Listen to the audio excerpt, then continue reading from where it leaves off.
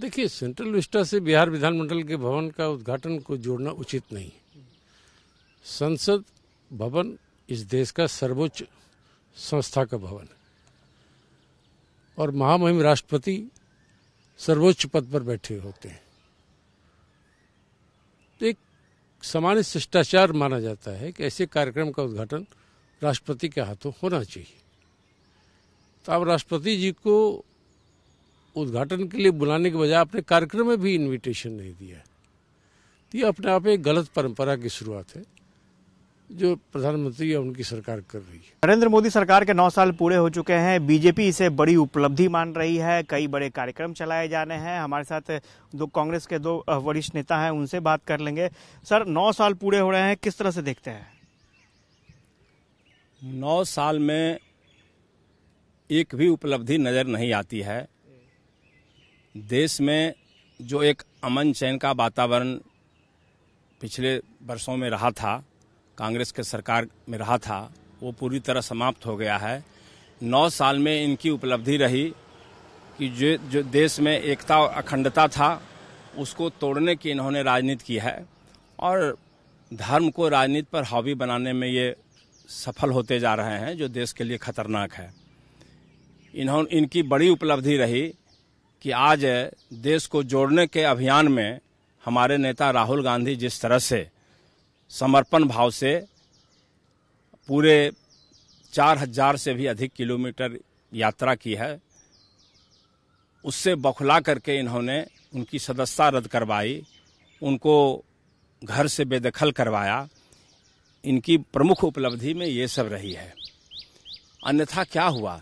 इन्होंने किसानों के लिए जो वादा किया था कि दोगुना कर देंगे आमदनी, तो दोगुना आमदनी तो जो आमदनी था, आज किसी भी किसान से पूछिए तो जब चर्चा करते हैं तो उनके चेहरे जो है सो बिल्कुल द्रवित हो जाता है, आंख से आंसू बहने लगते हैं कि ये छलिया जिस तरह से छला है। सिर्फ धर्म की बात ये करते हैं। तो देश, हम लोग भी धार्मिक व्यक्ति हैं, हम लोग भी भगवान मर्यादा पुरुषोत्तम राम को मानते हैं, लेकिन अब हमको लगता है कि ईश्वर भी इनसे नाराज है और ये बजरंगबली के प्रकोप से कर्नाटका में पूरी तरह समाप्त हो गए। अब बजरंगबली अपना गदा लेके कर्नाटक से मध्य प्रदेश जाएंगे, राजस्थान जाएंगे, छत्तीसगढ़ जाएंगे और वहाँ भी गदा का प्रभाव इनको देखने को मिलेगा कि अब धर्म में अब ईश्वर किसके साथ है। अब ईश्वर भी इनके व्यवहार से तंग आ गया है। 9 साल में यही हमको देखने को मिला है कि बेरोजगार तड़प रहा है, कोई रोजगार का इन्होंने देश में अवसर नहीं दिया। तो 9 साल में यही देख रहे हैं हम लोग, और 9 साल में यही देख रहे हैं कि जितना भ्रष्ट और पूंजीपति लोग था, सबके हाथों में देश का महत्वपूर्ण सारा चीज बेच दिया, होटल बेच दिया, एयरपोर्ट बेच दिया, स्टेशन बेच दिया। तो ये 9 साल की उपलब्धि, यही सब उपलब्धि है, और तो कोई कुछ किया नहीं। हमारे बिहार प्रदेश के लिए कुछ नहीं किया। भारतीय जनता पार्टी के नेता रोज दावा करते हैं कि बिहार जो है सो केंद्रीय सरकार के पैसे से ही चल रही है। अरे एक छोटा सा मुख्यमंत्री ने उनसे आग्रह किया था कि पटना विश्वविद्यालय को सेंट्रल विश्वविद्यालय बना दो, तो उन्होंने कहा था कि नीतीश बाबू, अरे ये सेंट्रल यूनिवर्सिटी की बात करते हो, मैं तो उससे भी बड़ा काम करने जा रहा हूं पटना यूनिवर्सिटी के लिए। लेकिन आज तक नहीं हुआ। सिर्फ झूठी राजनीति ये करते हैं। 9 साल में झूठी राजनीति का परचम लहराया जरूर है, लेकिन अब इसका अंत आने वाला है और अब जनता जग चुकी है। अब ये धर्म की राजनीति यहाँ से अब धीरे धीरे समाप्त होने वाली है। किस तरह से प्रेमचंद जी देखते हैं 9 सालों के इस अभियान को? 9 साल में देश बेहाल हो गया। चंद पूंजीपतियों की आर्थिक स्थिति इन्होंने काफी मजबूत बना दी। मध्यम वर्ग, रोड मिडिल क्लास, गरीब तबका परेशान हो गया। बेरोजगारी बहुत बढ़ गई। महंगाई चरमोत्कर्ष पर है। 9 साल की इनकी उपलब्धि यही है कि डीजल पेट्रोल एक कीमत पर बिक रहा है। रसोई गैस की कीमतें 1200 रुपये सिलेंडर हो गया। ये इनकी उपलब्धि कह सकते हैं।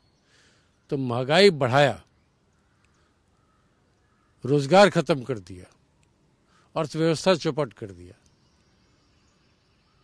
और देश में जो एक विद्वेष का वातावरण बना है, उसके अतिरिक्त संवैधानिक संस्थाओं पर चोट बढ़ी है। लोकतांत्रिक मूल्यों का हनन होना शुरू हुआ है।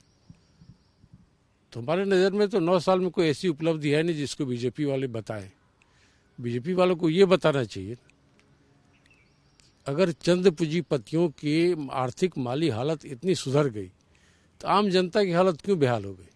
इसका मतलब आपने सिर्फ पूंजीपतियों का काम किया 9 साल में, जनता के लिए कुछ नहीं किया। एक चीज और है, सेंट्रल विस्टा के उद्घाटन का मामला काफी तूल पकड़ता जा रहा है। बिहार में बीजेपी कह रही है कि विधानमंडल का जो परिसर था, एक्सटेंशन वाला परिसर था, उसका भी तो उद्घाटन मुख्यमंत्री ने किया था। फिर इस तरह का विवाद क्यों? देखिए, सेंट्रल विस्टा से बिहार विधानमंडल के भवन का उद्घाटन को जोड़ना उचित नहीं। संसद भवन इस देश का सर्वोच्च संस्था का भवन है और महामहिम राष्ट्रपति सर्वोच्च पद पर बैठे होते हैं। तो एक सामान्य शिष्टाचार माना जाता है कि ऐसे कार्यक्रम का उद्घाटन राष्ट्रपति के हाथों होना चाहिए। तो अब राष्ट्रपति जी को उद्घाटन के लिए बुलाने के बजाय अपने कार्यक्रम में भी इनविटेशन नहीं दिया। तो ये अपने आप एक गलत परंपरा की शुरुआत है जो प्रधानमंत्री या उनकी सरकार कर रही है। तो गलत परंपरा का विरोध होना ही चाहिए, इसलिए हम सब उसका विरोध कर रहे हैं कि राष्ट्रपति के हाथों इसका उद्घाटन होता तो ज़्यादा बेहतर होता। सर, यहाँ पर जो एक्सटेंशन भवन है विधानमंडल का, बीजेपी उसे मुद्दा बना रही है और बीजेपी अध्यक्ष ने तो ये भी कहा है कि सारे विधानमंडल के दल के जो नेता हैं, बीजेपी के विधायक एमएलसी हैं, वो भी प्रोटेस्ट करेंगे, वो दिखाएंगे कि किस तरह से मुख्यमंत्री ने इसका उद्घाटन किया था। तो फिर वहाँ विरोध क्यों? मुख्यमंत्री ने विधानमंडल का कोई नया भवन नहीं बना है, सिर्फ सेंट्रल हॉल बना है। तो वहाँ कोई एक्सटेंशन वहाँ नहीं है, वहाँ तो नया संसद भवन बन गया है, उसकी बात हो रही है। दोनों बीजेपी के लोग हमेशा गुमराह करते हैं। यहाँ दूसरी कहानी है, वहाँ दूसरी बात है। यहाँ ऐसा नहीं है कि दूसरा असेंबली बन गया, दूसरा काउंसिल बन गया जिसका राज्यपाल ने उद्घाटन नहीं किया। ऐसा होता तो प्रधानमंत्री राष्ट्रपति को बुलाते मुख्यमंत्री जी। वो तो एक एक्सटेंशन हुआ है सेंट्रल हॉल का, जिसका मुख्यमंत्री जी ने किया है, इसलिए गुमराह कर रहे हैं। अब कोई कमरा बनता है विधानसभा से जोड़ करके, तो उसका उद्घाटन तो मुख्यमंत्री कर ही सकते हैं, वो सदन के नेता हैं। तो उसी तरह से वहां तो लोकसभा अलग बन गया, नया बन गया। यहाँ कहाँ विधानमंडल नया बना है? और पता नहीं कि कौन चश्मा से वो देखते हैं, आप कैसी बात करते हैं। मैं तो देख रहा हूँ कि विधानमंडल कोई नया नहीं बना है। यहाँ तो जो विस्तार हुआ है वो सेंट्रल हॉल बना है, विधानमंडल नहीं बना है। इसलिए उनको ठीक से सुधार के बोलना चाहिए, नहीं तो जनता मजाक उड़ाएगी उनका। कांग्रेस के दो वरिष्ठ नेता ये बता रहे थे कि किस तरह की परिस्थितियां हैं और स्वाभाविक तौर पर मोदी सरकार के 9 साल हुए हैं और यही वजह है कि बीजेपी 30 मई से 30 जून तक लगातार कई बड़े कार्यक्रम करने जा रही है, रैलियां भी पूरे देश में होने जा रही है और स्वाभाविक तौर पर महागठबंधन के पास भी एक मौका है जब नरेंद्र मोदी सरकार को, बीजेपी को आईना दिखाएगी पार्टियां।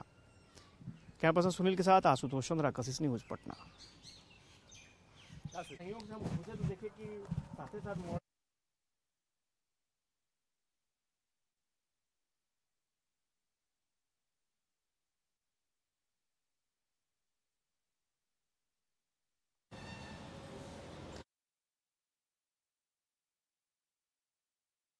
मोदी सरकार के कार्यकाल के 9 साल पूरे